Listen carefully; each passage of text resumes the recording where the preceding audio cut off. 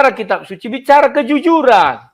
Kecuali kau bisa mematahkan pendapatku bahwa Yudas tidak ada di perjamuan itu. Kalahku. Di kesempatan ini saya akan menjawab pertanyaan dari sang debater sehubungan dengan Yudas Iskariot. Apakah Yudas makan roti dan meminum anggur dari cawan saat Yesus menetapkan perjamuan malam Tuhan? Saya awali dengan kesaksian Rasul Yohanes. Kesaksian Yohanes dalam tulisannya memperlihatkan bukti faktual bahwa ia menjadi saksi mata atau menyaksikan langsung. Yohanes menyebut nama orang-orang yang mengatakan atau melakukan hal-hal tertentu. Anda bisa baca di Yohanes 1 ayat 40, Yohanes 6 ayat 5 dan 7, Yohanes 12 ayat 21, dan Yohanes 14 ayat 5, 8, dan 22, dan Yohanes 18 ayat 10. Juga dalam tulisannya, Yohanes memerinci waktu terjadinya peristiwa-peristiwa. Anda bisa baca di Yohanes 4 ayat 6 dan 52, Yohanes 6 ayat 16, Yohanes 13 ayat 30, dan Yohanes 18 ayat 28, dan Yohanes 19 ayat 14, dan Yohanes 20 ayat 1, dan Yohanes 21 ayat 4. Mari kita buktikan apakah benar Yudas ikut ambil bagian memakan roti dan meminum anggur dari cawan setelah Yesus mengucapkan syukur atau setelah Yesus berdoa. Kita baca Yohanes 13 ayat 1 sampai 30. Anda juga bisa bandingkan dengan catatan Matius 26 ayat 21 sampai 25, Markus 14 ayat 18 sampai 21, dan Lukas 22 ayat 21 sampai 23. Yohanes 13 ayat 1 sampai 11 dikatakan, sementara perayaan Paskah Yahudi berlangsung, Yesus melayani ke-12 rasul tersebut, membasuh kaki mereka. Ayat 11, Yesus berkata, tidak semua dari antara kamu bersih. Yesus juga menyatakan di ayat 2 bahwa salah seorang rasul yang berada di meja itu akan menyerahkan atau mengkhianatinya. Dalam catatan Matius, Markus, dan Lukas juga mencatat seorang di antara kamu akan menyerahkan Yesus. Ayat 12 sampai 17, sesudah Yesus membasuh kaki mereka atau para rasul, Yesus mengenakan pakaiannya, lalu Yesus memberi pengertian tentang teladan yang dilakukan oleh Yesus kepada mereka sehubungan dengan pembasuhan tersebut. Ayat 17 dikatakan, jikalau kamu tahu semua ini, maka berbahagialah kamu jika kamu melakukannya. Ayat 18 sampai 20 dikatakan, bukan tentang kamu semua aku berkata, aku tahu siapa yang telah kupilih. Tetapi haruslah genap nas ini. Orang yang makan rotiku telah mengangkat tumitnya terhadap aku. Aku mengatakannya kepadamu juga sebelum hal itu terjadi. Ayat 21, setelah Yesus berkata demikian, ia sangat terharu, lalu bersaksi, aku berkata kepadamu, sesungguhnya seorang di antara kamu akan menyerahkan aku. Ayat 22 sampai 25.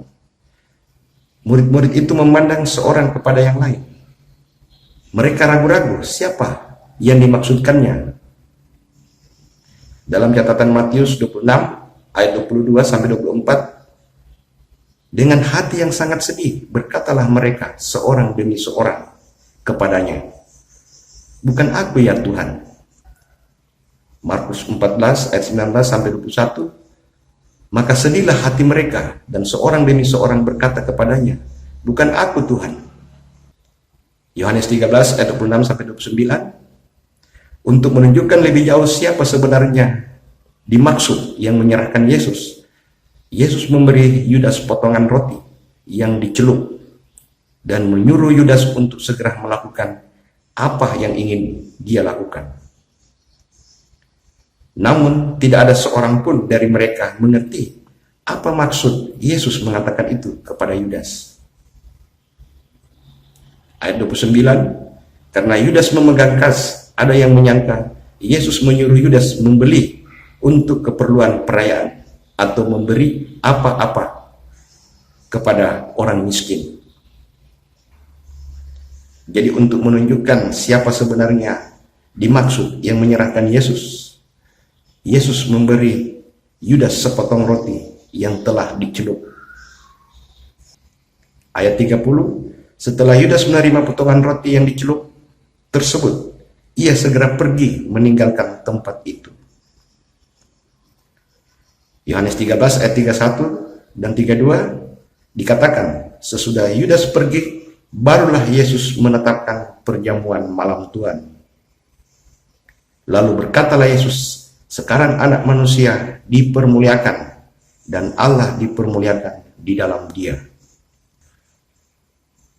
Jadi setelah Yudas menerima potongan roti yang sudah dicelupkan oleh Yesus, ia lalu segera pergi. Dan sesudah Yudas pergi, barulah Yesus menetapkan perjamuan malam Tuhan.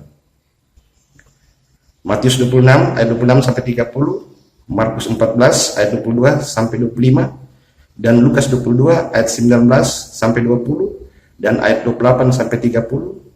Lalu Yesus mengambil roti itu, lalu berdoa dan memecahkannya, mengedarkan kepada ke-11 rasulnya, menyuruh mereka makan.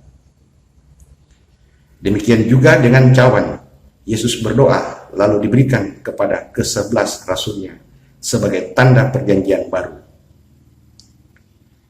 Jadi Yudas tidak ikut ambil bagian dalam perjamuan malam Tuhan, tidak makan roti dan tidak meminum anggur dari cawan. Artinya Yudas tidak termasuk bagian dari perjanjian baru dalam kerajaan Kristus. Matius 26 ayat 30 sampai 36 dikatakan, setelah Yesus dan ke-11 rasulnya menyanyikan nyanyian pujian, Yesus dan ke-11 rasulnya ke Bukit Zaitun di suatu tempat bernama Getsemani. Kemudian Yudas bersama sekumpulan besar orang, termasuk para prajurit Romawi dan seorang komandan militer, mendapati atau menemui Yesus bersama para rasul di Taman Getsemani, di mana tempat yang dikenal juga oleh Yudas untuk menangkap Yesus. Jadi dari kisah tersebut, Yudas tidak termasuk bagian dari perjanjian baru dalam kerajaan Kristus dan juga tidak memperoleh keselamatan.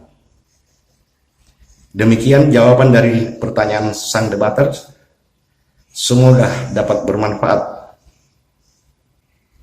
Upayakan luangkan waktu untuk membaca Alkitab setiap harinya agar pengetahuan dan iman Anda bertambah dan bertumbuh. Jangan lupa subscribe dan share agar Anda bisa mendapatkan informasi fakta kebenaran Alkitab di channel ini. Terima kasih.